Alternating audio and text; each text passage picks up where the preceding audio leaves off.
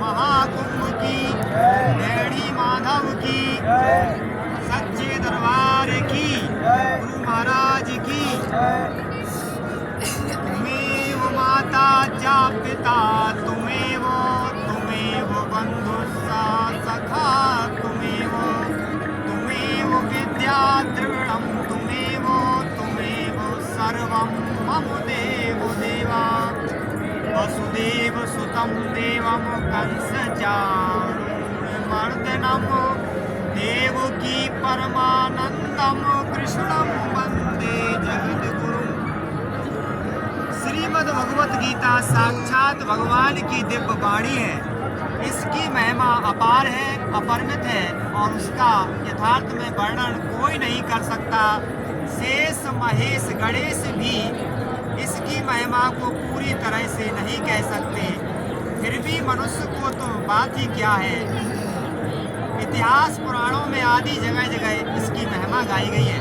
भगवान श्री कृष्ण ने कहा है, हमने जो श्रीमद् भगवत गीता में श्लोक के माध्यम से पार्थ को जो समझाया है उसको हमें जीवन में उतारना चाहिए और निश्चित रूप से हमारा जीवन बहुत सार्थक होगा।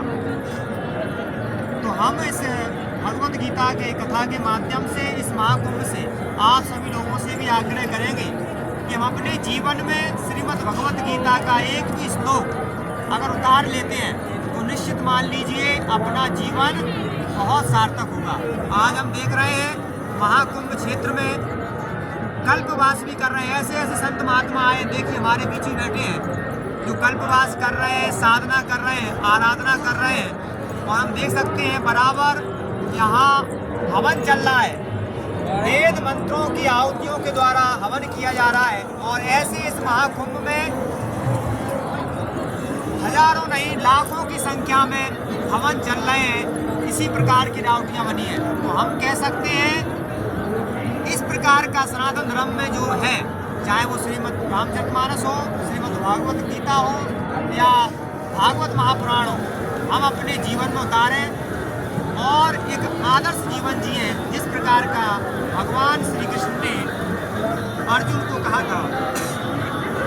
हमें विश्वास है कि आने वाला समय अच्छा होगा। बस 5 बिंदुओं को हमें आप कहेंगे आप लोगों से। पहला है कि हम प्रयास करें एक अच्छा आचरण जीवन जिए। जैसा कि हमने प्रयास किया, अपने साथ हम कहीं भी जाएं, जैसा कि संत महात्मा जी थे, एक थैला उनके देखो टंगा है महाराज जी के, एक थैला होता है, उसमें हमें एक पात्र रखना चाहिए, अपना स्वयं का पात्र हो। जहाँ भी भोजन करें अपने पात्र में करें। इससे क्या होता है, सभी इस प्रकार का करेंगे तो मेरा विश्वास है अपनी भारत भूमि में तीर्थों में गंदगी नहीं होगी।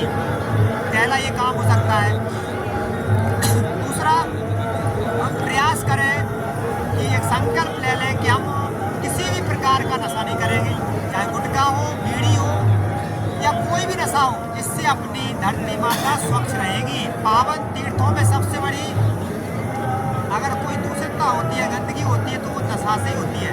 जगह जगह हम देखते हैं लोग थूक देते हैं, गुटखा हुए तम्बाकू, हमें नहीं करना चाहिए। तीर्थों में जाकर तो बिल्कुल नहीं करना था। तीसरा, हम आचरण पूर्वक जीवन जिए। देख सकते हैं मैं राउटियों में किस प्रकार से लोग साधना कर रहे हैं, बैठे हैं, कम से कम साधन लेके चले। अभी हमने देखा कुंभ में बड़ी बड़ी लोग बाग सूटकेस, बड़ी बड़ी अटैचियाँ लेकर स्टेशनों से आ रहे हैं। तो हमें कम से कम सामान लेना, 1-2 जोड़ी कपड़े, थोड़ी सी सुख सुविधाओं वाला सामान। इससे क्या होता है, हमें आवागमन में भी व्यवधान नहीं होता। तो हमें बहुत सार्थक जीवन जीना है, जो कल्पवास की महिमा होती है। चौथा, हमें क्या करना, एक सात्विक आचरण जीवन जीना। आचरण किसे कहते हैं, यानी यहाँ आते हैं तीर्थों में तो भोग बाधता से दूर रहें, निर्मल विचार रखें। निर्मल का अर्थ है पावन विचार रखें। मातृवत परदारेषु पर द्रव्येषु लोष्टवत आत्मवत की भावना रखें।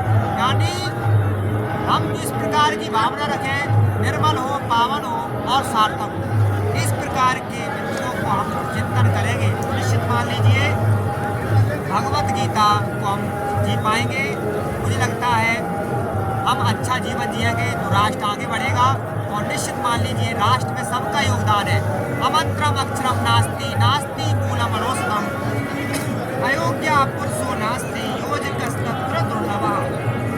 यानी इस संसार में कोई भी ऐसा अक्षर वर्ण नहीं है जिसका मंत्र न बनाया जाए। कोई भी ऐसी पौधा जड़ी नहीं है जिसकी बूटी न बनाई जाती हो। और कोई भी पुरुष अयोग्य नहीं है, सबका अपना अपना उपयोग है। जैसा कि हम देख रहे हैं संत महात्मा विराजमान है, तो सबका अपना अपना उपयोग है। तो हम आप लोगों से प्रार्थना करेंगे, हम ये नहीं सोचें कि हमें कुछ नहीं दिया।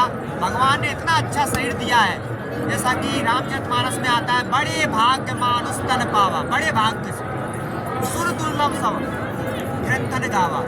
तो बड़े भाग्य से मनुष्य का रूप मिला है। इसे अगर हम जुआ खेलने में, दारू पीने में, नशा करने में व्यतीत कर देंगे तो हमें नहीं लगता कि हमारा मनुष्य का रूप सही है।